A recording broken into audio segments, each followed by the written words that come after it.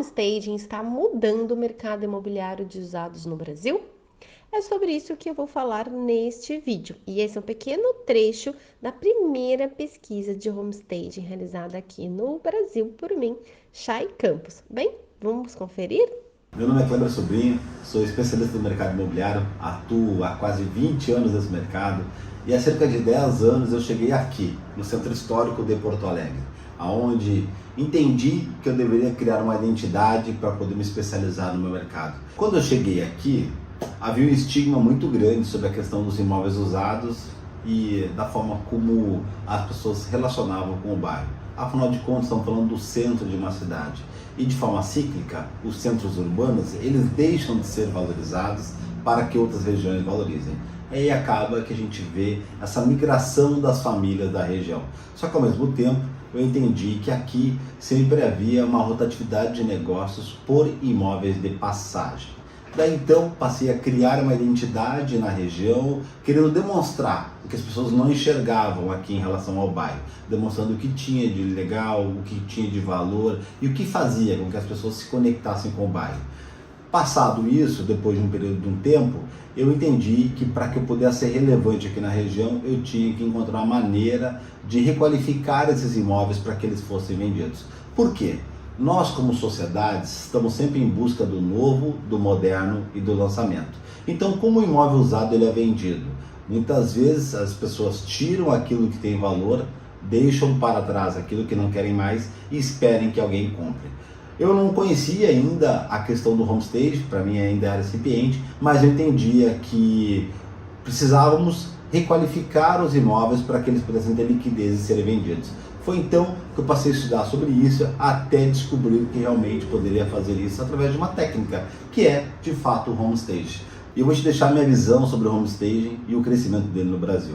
Nós já vemos muito homestaging em praças onde a venda é de segunda moradia, ou até mesmo terceira moradia. Por quê? Para tangibilizar o valor agregado que esses imóveis têm. Então, litoral, serra, é muito utilizado, muito disseminado. Então, se você está numa praça como essa, tem muito mercado e com certeza as incorporadoras imobiliárias estão atentas a isso. Então, é um grande mercado para você explorar. Mas eu vou além. Eu acredito que até mesmo nas demais praças esse mercado ele vai ser disseminado e que ele será muito explorado. Por quê?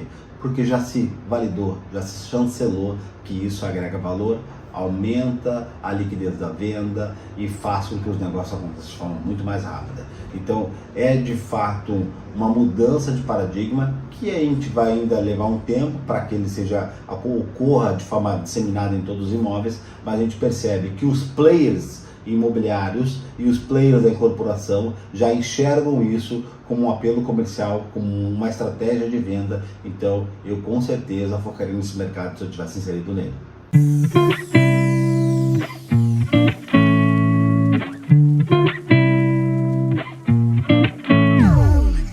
O da Camila é um imóvel, vale 1.500.000, ele estava parado há 3 meses e foi vendido ali na primeira visita. E da Leila que está aqui, cadê ela? Ali, querida. É um apartamento uma casa, né? Um sobradinho de Mogi, 260 mil, precisou fazer troca de lâmpadas, algumas adequações. Ele estava parado há 3 meses e foi vendido em 2 meses.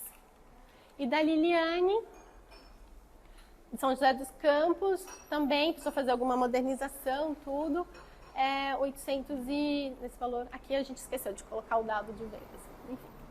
Tá, então, essa daqui também, o da Marina, precisou fazer algumas adequações. Ó, estava até sem piso, instalou piso. Tá?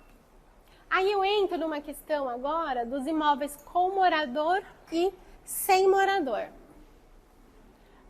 24% tinha morador, 75% sem morador. E dentro dessas porcentagens que estava sem morador, a gente tinha 16% desses imóveis que já tinham mobiliário e quase 60% que estavam sem móveis. Aí a gente tem um case da Angélica, de um imóvel que foi feito homestaging antes de ser anunciado, que foi vendido em 50 dias, 1.450.000, e um da Denise, que foi vendido em 2 meses no valor de 240 mil. Essa parte da mobília é algo relativamente complexa para o proprietário que realmente precisa fazer um investimento na hora de vender o seu imóvel. Quando a gente fala do cliente comorador, tem imóveis, é muito mais acessível para esse cliente fazer uma organização, realocar alguns móveis, fazer uma pintura mais pontual, é um investimento mais acessível para ele. Quando a gente fala o apartamento inteiro que está vazio, quem é arquiteto e designer sabe que a gente investe, né? O cliente investe em torno de 30% do valor do imóvel para mobiliar e decorar. Então, como é que a gente vai fazer isso no imóvel para venda? É algo relativamente inviável. Quando a gente fala de homestay, a gente precisa tornar isso mais acessível.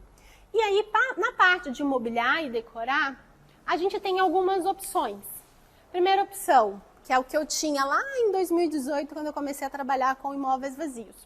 Comprar todos os móveis e vender porteira fechada, ou quem é investidor, compra os móveis, depois leva para um outro empreendimento, que também pode ser não viável, porque o móvel de um lugar não serve no outro, e aí fica essa complexidade. A segunda opção é alugar os móveis. Em São Paulo, a gente hoje tem algumas opções, daqui a pouco o pessoal da Twin vai falar dessas opções, em algumas outras cidades do interior, tá? E mais longe, é realmente inviável, não tem empresas que fazem esse tipo de mobiliário. E o terceiro, que é criar móveis cenográficos, onde eu fui pioneira aqui no Brasil, a gente desenvolve, eu vou falar também já disso, móveis cenográficos, igual peças de teatro mesmo, né, cenas de novelas. Esse é um pequeno trecho da pesquisa de homestaging realizada por mim, Chay Campos, aqui no Brasil. E para saber de todos os dados, acesse chay.com.br ou clique aqui embaixo na descrição desse vídeo.